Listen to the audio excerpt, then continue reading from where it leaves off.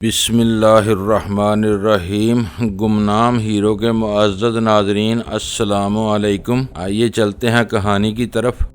صبح دیر گئے میں اپنے آفس میں لوٹ آیا۔ ہماری رپورٹ ہیڈ کوارٹر پہنچ چکی تھی اور آپریشن کی کامیابی پر گو کے اطمینان کا اظہار کیا جا رہا تھا، لیکن بے گناہ انسانی جانوں کے ضیاع کا دکھ سب نے محسوس کیا۔ خصوصاً نوجوان افسر اس بات پر کف افسوس مل رہے تھے کہ انہیں بادل نخواستہ سویلین کے خلاف کارروائی میں حصہ لینا پڑا۔ میں اپنے کمرے میں دری کرسی پر قریباً بے جان سا لیٹا رات کے واقعات پر غور کر رہا تھا۔ شہر میں کرفیو کا نفاذ ہو چکا تھا، نہ بھی ہوتا تو اتنی قتل و غارت کے بعد شاید کوئی بھی باہر آنے کی جرت نہ کرتا۔ میرا اردلی اب تک 2 مرتبہ میرے لیے چائے بنا کر واپس لے جا چکا تھا۔ وہ میرے سامنے چائے رکھ دیتا اور جب ٹھنڈی ہو جاتی تو اٹھا کر واپس لے جاتا۔ اسے اپنے صاحب کے ذہنی کرب کا احساس تو ضرور تھا، لیکن شاید وہ بھی میرے دکھ کا اندازہ نہیں لگا سکتا تھا۔ کمرے میں بیٹھے ہوئے جب سوچ سے میری نسیں ٹوٹنے لگی تو میں اٹھ کر باہر برآمدے میں آ گیا۔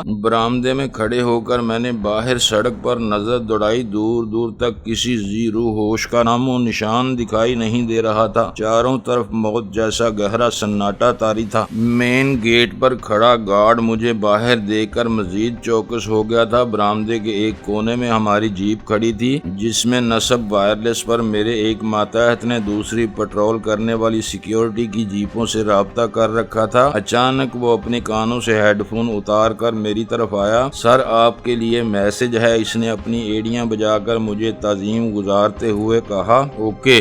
میں نے ہیڈ فون کانوں پر چڑھا لیے۔ ڈھاکہ میں گشت کرنے والی ایک آرمی جیپ سے ایک لیفٹیننٹ مخاطب تھا۔ سر، ہم نے یہاں ایک مشتبہ لڑکی کو گرفتار کیا ہے۔ لڑکی اپنا نام عظمیٰ بتاتی ہے۔ وہ یہاں ایک ٹوٹے ہوئے مکان میں چھپی ہوئی تھی۔ اس کا اصرار ہے کہ سوائے آپ کے اور کسی سے بات نہیں کرے گی۔ خود کو آپ کا سورس بتاتی ہے۔ اسے احترام سے یہاں تک پہنچا دو۔ تمہارا بہت شکریہ۔ میں نے اس کی بات کاٹتے ہوئے کہا۔ ہیڈ فون اتار کر میں دوبارہ برآمدے میں آن کھڑا ہوا۔ پریشان تو پہلے ہی تھا، پریشانی مزید بڑھنے لگی۔ میں حیران تھا کہ عظمیٰ کو جس جگہ سے آرمی کے گشتی دستے نے گرفتار کیا تھا وہ اس کے گھر سے کم از کم 7-8 میل دور تھی۔ سمجھ نہیں آ رہی تھی کہ آخر وہ یہاں کیا لینے گئی تھی۔ اگر اسے اپنا ہی درکار تھی تو وہ میرے آفس کا رخ کرتی۔ اسے علم تو تھا کہ میرا دفتر کہاں ہے۔ ابھی میں کسی فیصلے پر پہنچنا نہیں چاہتا تھا، اس لیے اس مسئلے پر مزید سوچ بچار ملتوی کر کے برآمدے سے گیٹ کی طرف چل دیا۔ مجھے آتے دیکھ کر گارڈ نے دروازہ کھول دیا۔ باہر سڑک پر دور دور تک موت کا سا پر ہول سناٹا طاری تھا۔ ماحول پر سطح کسی کیفیت طاری تھی، لیکن انٹیلیجنس میں رہنے اور حالات سے باخبر ہونے کی وجہ سے میں اندازہ لگا سکتا تھا کہ جب یہ سطح ٹوٹے گا تو اس سے کون سی قیامت جنم لے گی۔ اس خاموشی کے نیچے منڈلاتے چکراتے طوفان کی شدت کا اندازہ مجھ سے بہتر کون لگا سکتا تھا۔ میں ہی تھا جو جان سکتا تھا کہ جب یہ خاموشی آتش فشاں پھٹے گا تو سب کچھ اپنے ساتھ بہا کر لے جائے گا۔ ایک پاکستانی ہونے کے ناطے مجھے احساس تھا کہ ان حالات میں یہ آپریشن ناگزیر تھا۔ فاسد مادہ الگ کیے بغیر، چیر پھاڑ کیے بغیر جسم کی سلامتی کی ضمانت نہیں دی جا سکتی تھی، لیکن میں محسوس کر رہا تھا کہ نشتر ضرورت سے زیادہ ہی گہرا چلا گیا ہے۔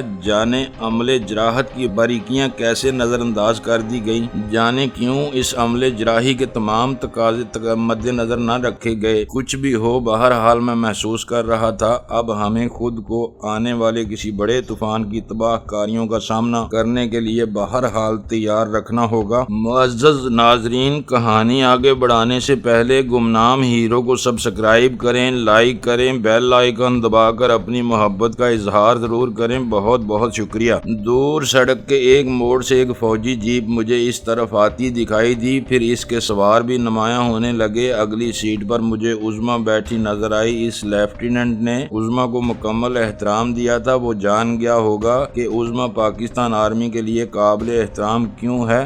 جیپ میرے نزدیک روک کر لیفٹیننٹ اتر کر باہر آیا۔ چہرہ شناسا دکھائی پڑتا تھا۔ اس نے اور اس کے ہمراہیوں نے مجھے تعظیم گزاری اور عظمیٰ کو میرے سپرد کرنے کے بعد معمول کی کارروائی کر کے واپس چلے گئے۔ عظمیٰ اسما اور میں اکٹھے ہی اپنے کمرے میں آئے تھے کہ اس کمرے میں پہنچتے ہی اس کی آنکھوں سے آنسوؤں کی برسات برسنے لگی، بالکل یوں جیسے وہ رونے کے لیے بے تاب ہو رہی ہو، اور مجھے دیکھتے ہی اب اس کے ضبط کے سارے بندھن ٹوٹ گئے۔ چاہتے ہوئے بھی میں نے اسے صبر کی تلقین کرنا مناسب نہ جانا۔ میں چاہتا تھا وہ اچھی طرح رو کر اپنا دل ہلکا کر لے۔ اس بات کا اندازہ تو میں کر ہی چکا تھا کہ ضرور اس پر بھی کوئی قیامت ٹوٹی ہے۔ اگر ایسا ہی تھا تو یہ کوئی انہونی نہیں تھی، آج نہیں تو کل بہرحال اسے ایک بڑے روحانی گاؤں سے گائل ہونا تھا، اس پر علم ٹوٹنا ہی تھا۔ شاید قدرت نے انسان کو بڑے دکھ اور بڑی خوشیاں دینے کے اوقات کار سے اس لیے مطلع نہیں کیا کہ وہ پہلے سے ذہنی طور پر تیار ہو کر ان کی شدت کے احساس سے عاری نہ ہو جائیں۔ عجیب اسرار ہے ہستی کا، عجیب بید بری خوشیاں، بید برے دکھ ہیں، انسانوں کا نصیبہ بن جاتے ہیں، جلد ہی وہ نارمل ہو گئی۔ میں نے ابھی تک اس سے استفسار نہیں کیا تھا، کوئی سوال نہیں پوچھا تھا، لیکن عظمیٰ جانتی تھی میں کیا جاننا چاہتا ہوں۔ اس نے سسکیاں لیتے ہوئے مجھے رات اپنے ساتھ گزرنے والے واقعات سے آگاہی بہم پہنچائی۔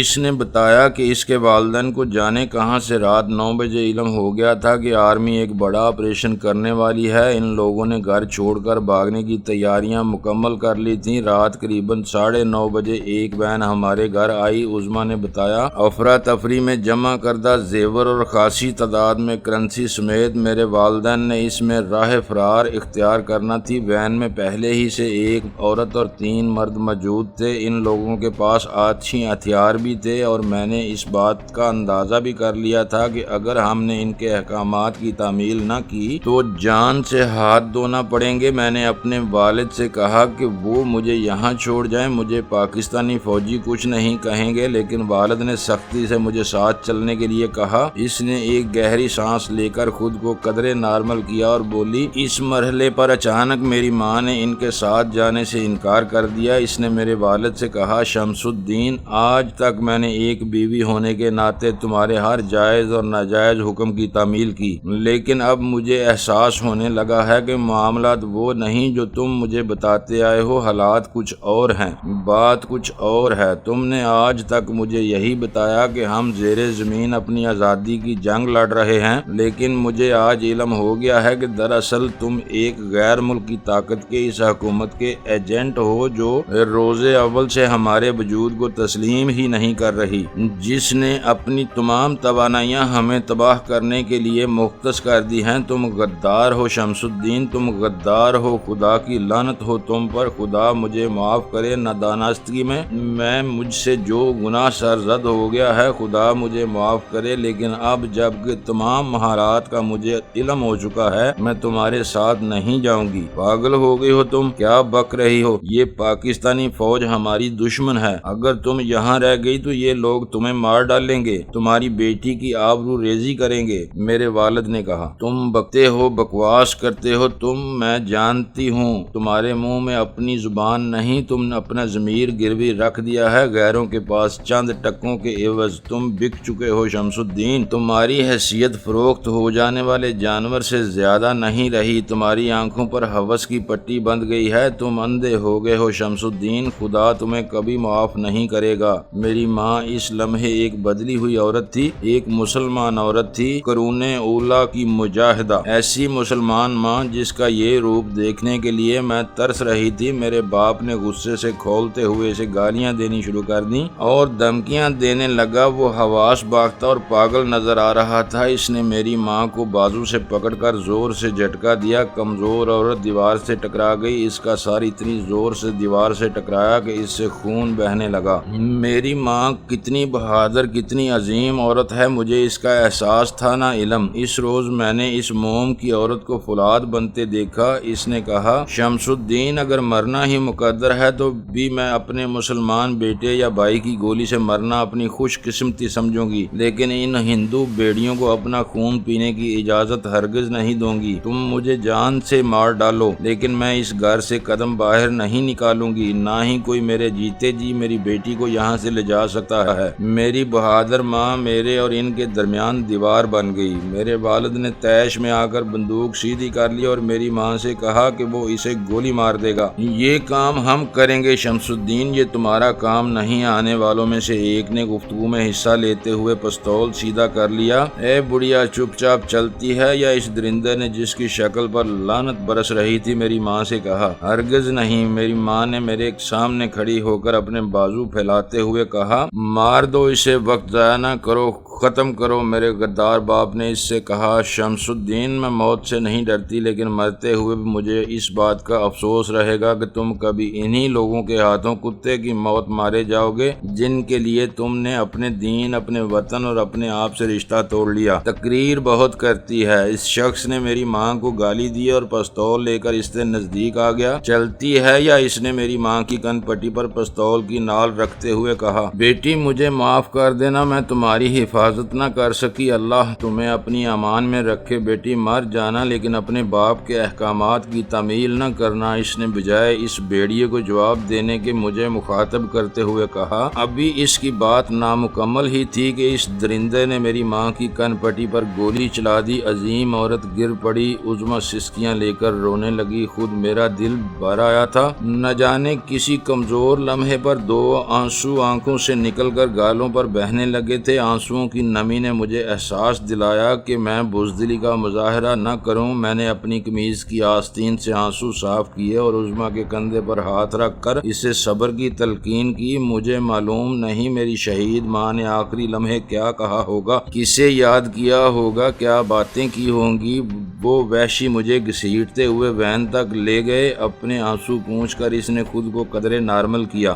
وین کو ایک دو مرتبہ حادثہ پیش آتے آتے رہ گیا۔ ایک جگہ ہم لوگ گھیرے میں آ گئے، کسی طرف سے آرمی کا ٹرک آ رہا تھا۔ ان لوگوں نے وین کو رکنے کا اشارہ کیا تو وین والوں نے مقابلہ شروع کر دیا۔ قدرت نے شاید ابھی اور کوئی دکھ دیکھنے کے لیے زندہ رکھنا تھا۔ میں اس افراتفری میں ان کے ہاتھ سے نکل گئی۔ رات کے اندھیرے نے مدد کی، ورنہ انہوں نے تو مجھے مار ڈالنے میں کوئی کسر نہیں چھوڑی تھی۔ ساری رات میں اس ٹوٹی ہوئی عمارت میں چھپی اپنی بدقسمتی پر آنسو بہاتی رہی۔ اس نے اپنی داستان ختم کی۔ اس کے بعد کے واقعات کا علم مجھے لفٹین کی زبانی ہو گیا تھا۔ عظمی کی ماں کا اصلی روپ دراصل یہی تھا، یہی ہے ہر مسلمان کا اصلی روپ۔ وقت نے، حالات نے، منافقت نے جتنے خول اس کی شخصیت پر چڑھا دیے تھے، کسی ایک شریدہ سا لمحے نے وہ سارے خول اتار کر پھینک دیے۔ شاید یہی ہوتا ہے نجات پانے والے کا لمحہ۔ عظمی کا ان حالات میں اپنی جان اور عزت سمیت زندہ بچ کر نکل جانا اگر معجزہ تھا تو اس معجزے کا سبب بھی یقیناً اس کی ماں کی دعائیں تھی۔ میری لاکھ صبر کی تلقین کے باوجود اس کے آنسو تھمتے ہی نہیں تھے۔ کوئی حادثہ گزرا تھا اس دان پان سی لڑکی پر، کوئی قیامت ٹوٹی تھی اس پر۔ میں اسے پرسہ دے رہا تھا لیکن میں جانتا تھا کہ یہ سب بیکار ہے۔ اس کا تو سب کچھ لٹ چکا تھا، اسے تو روتے روتے مر جانا چاہیے تھا، دنیا کے تمام دکھوں سے نجات پا لینا چاہیے تھی، لیکن یہ بڑی ظالمانہ سوچ تھی۔ یہ تو بیمار گھوڑے کا علاج بندوق کی گولی سے کرنے والی بات تھی۔ لاشعوری طور پر اس نے مجھے اپنا سہارا بنا لیا تھا۔ کتنی کمزور ڈال اپنے سامنے تان لی تھی اس نے۔ میری بلا حیثیت ہی کیا تھی؟ حالات کی، حادثات کی زوردار کاٹ کا مقابلہ میں کیا کر سکتا تھا؟ کیسے کر سکتا تھا؟ میں تو خود ایک ناتما کمزور درخت کی طرح ہوا کے تھپیڑوں کا عذاب سہ رہا تھا۔ بس یہی تھا کہ میری جڑیں مضبوط تھی، لیکن جانتا تھا کہ زوردار آندیاں تناور درختوں کے تنے توڑ ڈالتی ہیں۔ زمین میں جڑیں کون تلاش کرتا پھرے، جانے پھر کب یہ جڑیں اپنا سر باہر نکالیں اور پودا زمین سے باہر آئے۔ ایک مسلمان کی حیثیت سے میرا فرض تھا کہ اپنے ہی ملک کی ایک مسلمان لڑکی کو سہارا دوں، بھلے میں کتنا ہی کمزور سہی۔ میں نے عظمی کو حوصلہ دیا، اسے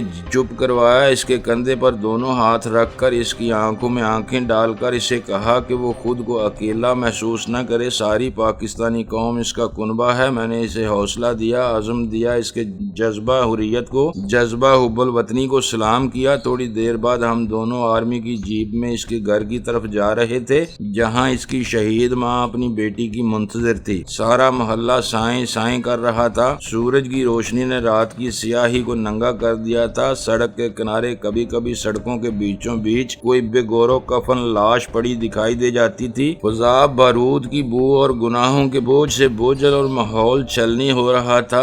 یاس کی ایک لہر من ساگر سے اٹھتی اور مجھے دور تک بہا کر لے جاتی، دوسری لہر پٹخنی دیتی اور مجھے حقائق کے تپتے ریگزاروں پر لا کر پھینک دیتی۔ ایک ہاتھ میں پستول اور دوسرے ہاتھ میں عظمیٰ کا ہاتھ مضبوطی سے تھامے ہم ان کے برآمدے سے گزر کر ڈرائنگ روم میں داخل ہوئے۔ میری نظروں کے عین سامنے پڑے ہوئے صوفے پر اس کی ماں ٹیک لگائے بیٹھی تھی۔ اگر میں نے عظمیٰ سے اس کی شہادت کی کہانی نہ سن لی ہوتی تو میں اسے زندہ ہی سمجھتا۔ مجھے یاد آ گیا کہ عظمیٰ کی ماں اکثر اسی جگہ بیٹھا کرتی تھی۔ خون اس کی کن پٹی سے بازو پر پھیلتا اس کی سوتی ساڑی کے دامن کو بھگوتا ہوا صوفے اور زمین پر بچھے قالین میں جذب ہو رہا تھا۔ سر کے دائیں طرف جہاں گولی لگی تھی ایک سیاہی مائل سرخ دائرہ بن چکا تھا۔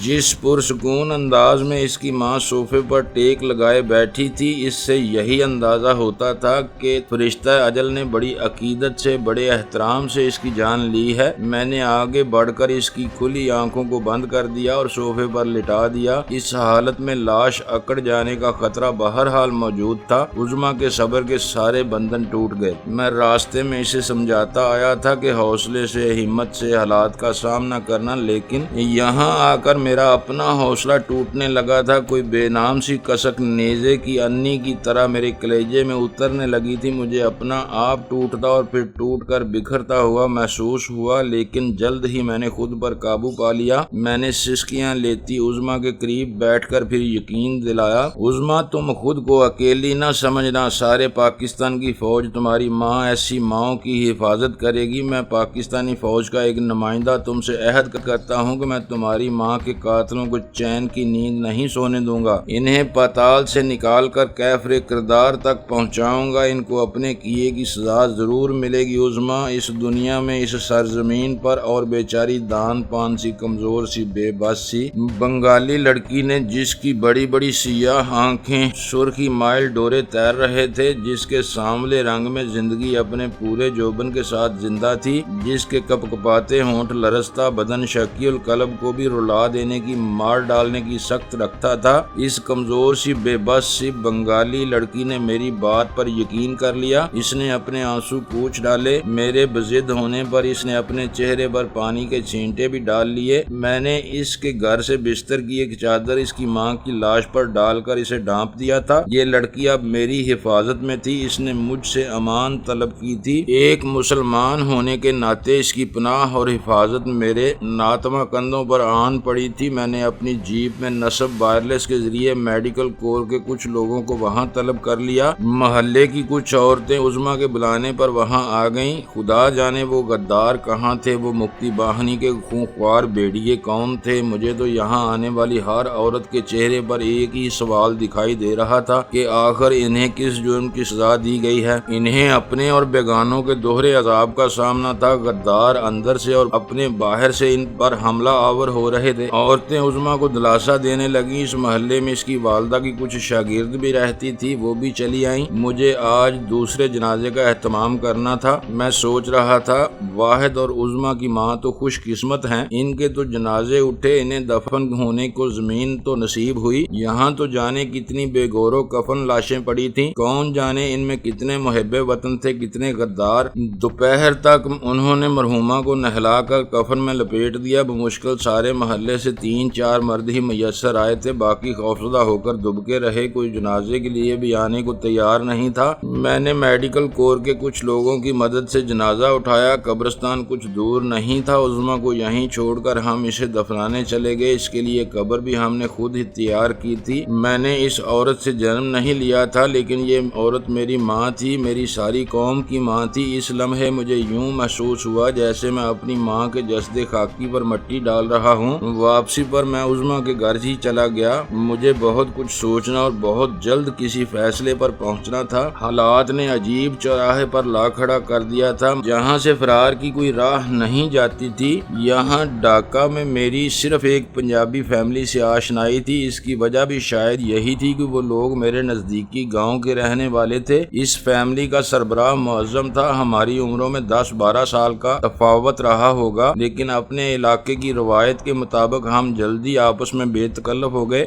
معظم کے 3 بچے یہاں زیر تعلیم تھے اور وہ پولیس میں DSP کے عہدے پر فائز تھا۔ میرے دفتر کے نزدیک ہی چند مغربی پاکستان کے سرکاری ملازمین رہائش پذیر تھے اور یہیں معظم بھی رہتا تھا۔ میرے دماغ میں آیا کہ اس موقع پر صرف وہی میرے کام آ سکتا ہے، کیونکہ حالات ایسے تھے کہ کسی بھی لمحے میری کہیں بھی پوسٹنگ ہو سکتی تھی۔ پھر اسپیشل سروسز گروپ سے میرا تعلق ہونے کے ناطے مجھے کوئی بھی اہم ڈیوٹی کسی بھی علاقے میں سونپی جا سکتی تھی۔ معظم سے میں نے عظمیٰ کا تذکرہ تو کیا تھا، لیکن اس کی خدمات کا ذکر کبھی نہیں کیا تھا۔ وہ پولیس آفیسر بعد میں تھا، پہلے میرا گرائیں۔ یہ کیسے ممکن تھا کہ میری بات نہ مانتا، نہ سمجھتا؟ متعدد مرتبہ اس نے عظمیٰ کے والدین سے ملنے کی خواہش ظاہر کی تھی، لیکن میں سیکیورٹی کے نقطہ نظر سے اسے ٹالتا آیا۔ لیکن اب میں ایسا نہیں کر سکتا تھا، اب تو سارا کھیل ہی ختم ہونے جا رہا تھا۔ میں نے عظمیٰ سے تھوڑی دیر تک لوٹ آنے کا کہا اور سیدھا معظم کے گھر کی طرف چل دیا۔ بیچارہ رات کا تھکا ماندہ صبح دیر گئے آ کر سویا تھا، لیکن مجھے وہاں دیکھتے ہی بھابھی نے اسے بیدار کر دیا۔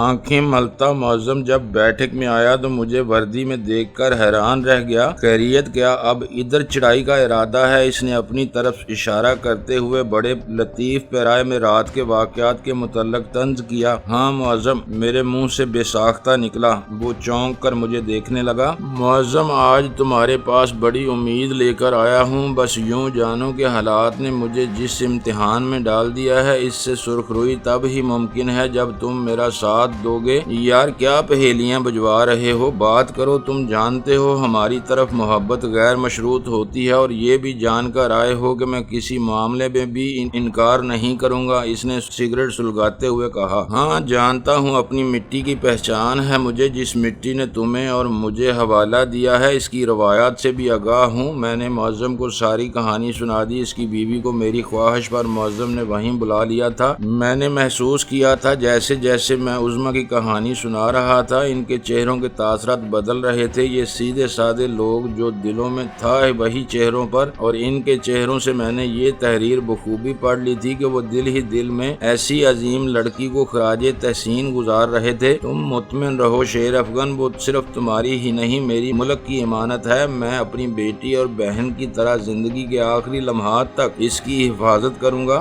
یہ میرا وعدہ رہا۔ دعا کرنا خدا مجھے وعدہ پورا کرنے کی توفیق دے۔ میری بات کے خاتمے پر اس نے مضبوط ارادے سے کہا۔ ہمیں اس کے پاس چلنا چاہیے، معظم کی بیوی نے کہا۔ ان کے بچوں کو نانی مغربی پاکستان لے گئی تھی، گو کہ اس نے چند روز کا بہانہ کیا تھا، لیکن میں جانتا تھا کہ جب تک حالات صحیح نہ ہوں بچے کبھی واپس نہیں آئیں گے۔ شام کی آمد تھی جب میں معظم اور اس کی بیوی کے ساتھ عظمیٰ کے گھر پہنچا۔ عظمیٰ سے میں نے معظم کا ذکر کر رکھا تھا، اس لیے تعارف میں کوئی تفصیل نہیں بتانی پڑی۔ معظم کی بیوی نے اسے اپنے سینے سے لگا کر تسلی دی تھی اور اس بات کا یقین دلایا تھا کہ وہ اسے کبھی تنہا نہیں رہنے دیں گے۔ شام ڈلے تک میں وہیں رکا رہا، پھر بھابھی نے مجھے اور معظم کو واپس بھیج دیا۔ وہ عظمیٰ کے ساتھ اس کے گھر میں ہی رہ گئی تھی۔ انہوں نے مجھے کہا تھا کہ ابھی عظمیٰ کو اس گھر سے الگ کرنا ٹھیک نہیں۔ ہم نے ارادہ یہی کیا تھا کہ اس گھر کو تالا لگا دیا جائے اور عظمیٰ کو یہ لوگ اپنے ساتھ لے آئیں۔ جب حالات بہتر ہو جائیں تو ہم یہاں مقیم ہو جائیں گے۔ فی الوقت کسی پنجابی کا اس علاقے میں رہنا خطرے سے خالی نہ تھا، لیکن وہ عظیم لوگ میرے لیے، عظمیٰ کے لیے، پاکستان کی ایک بیٹی کے لیے اپنی جان سے بھی گزرنے کو تیار تھے۔ میں نے احتیاطاً یہاں پیٹرول کرنے والی آرمی کی ٹیم کو اس گھر کی نشاندہی کر دی تھی۔ یوں بھی یہ ہمارا فرض تھا کہ زندگی کے آخری لمحات تک ہم عظمیٰ کی ہر ممکن حفاظت کریں۔ لوٹتے ہوئے میں مطمئن تھا کہ اب عظمیٰ محفوظ ہاتھوں میں چلی گئی ہے۔ رات گئے تک ڈھاکہ بظاہر پرسکون رہا۔ کسی طرف سے کسی خاص واقعے کی اطلاع نہ ملی، لیکن میں اندازہ کر سکتا تھا کہ اس خاموشی کے پیچھے کتنے قہرناک طوفان گردش کر رہے ہیں۔ معزز ناظرین، لائک کریں، شیئر کریں اور کمنٹس باکس میں پاک آرمی زندہ باد، پاکستان پائندہ باد کا نعرہ ضرور درج کر کے اپنے ملک پر فخر کریں اور پاکستان کی بنیادیں مضبوط کرنے میں اپنا کردار ادا کریں۔ ویڈیو دیکھنے کا شکریہ۔ معزز ناظرین، اپنا خیال رکھیے گا اور ہمارے چینل کا بھی۔ ISI پاک آرمی زندہ باد، پاکستان پائندہ باد۔